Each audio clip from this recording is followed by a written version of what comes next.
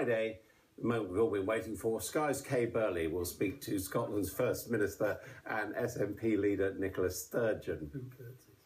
Well, joining me now are Lord Razzle, a former Liberal Democrat treasurer, and he's chaired their Campaigns and Communications Committee in the past. Alistair Campbell, who needs very little introduction, Director of Communications and Strategy for Tony Blair and advisor to Gordon Brown last time round. And Lord Bell, a British advertising and public relations executive and advisor to Margaret Thatcher over 3 successful general election campaigns.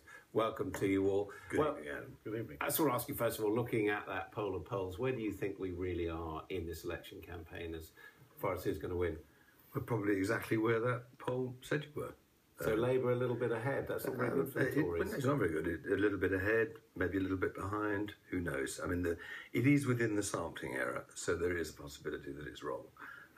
But certainly the result will be very close, and so somebody is probably going to have to form a coalition government. So it's very important that people start looking at what the policies and what the rules are as far as potential coalition partners are concerned. Alistair Campbell, would you agree on that?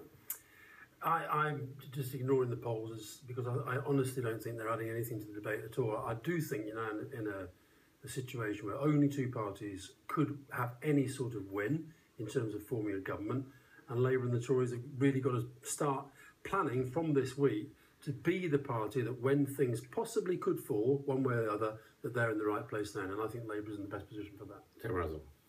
I think the polls are more or less showing where it is. Labour and Tories neck and neck as the largest parties, and all to play for, but nobody in the position to form a government. And of course, we've got to remember, this campaign, as you know better than all of us, has been going on for a hell of a long time. And there doesn't seem to be a lot of movement in the public. So, Tim, it doesn't sound as if you believe in this idea of the crossover moment, the moment when people come home to the Conservatives. Oh, I mean, what I believe in, what I wish for, and what seems to be reasonable looking at the polls are all completely different. I do imagine in my wildest dreams that there's going to be a sudden moment a week before polling day when everybody will suddenly realise Nicola Sturgeon is ghastly and that they'll have to vote Conservative.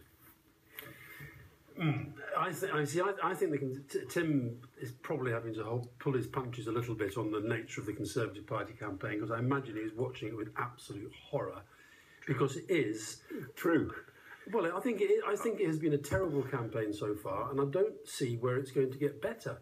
Why do you think it's been a terrible campaign? Because they've spent the last 5 years telling each other that all they have to do is get a little bit of economic growth and pump the data out and get the right-wing media doing loads on that and say that Ed Miliband is terrible. And 2 things have happened in the last week, I think. The public are actually looking at Ed Miliband a bit more closely and say, do you know what, he's not as terrible as the Tories keep saying.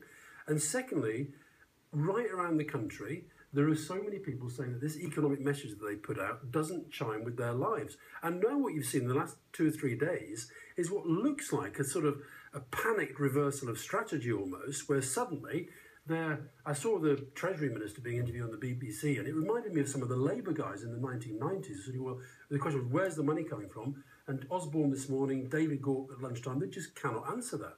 Why can't the Liberal Democrats make hay while the Tories are struggling? Well, I think we're going to move into a new period, aren't we? I mean, the last couple of weeks, we've seen a policy announcement a day from all the parties.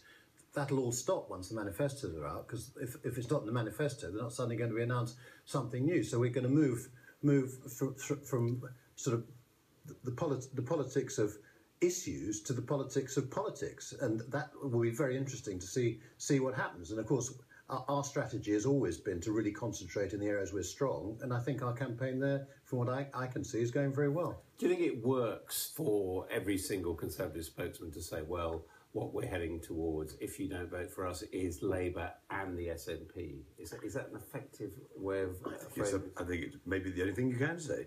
I think it's a perfectly credible argument.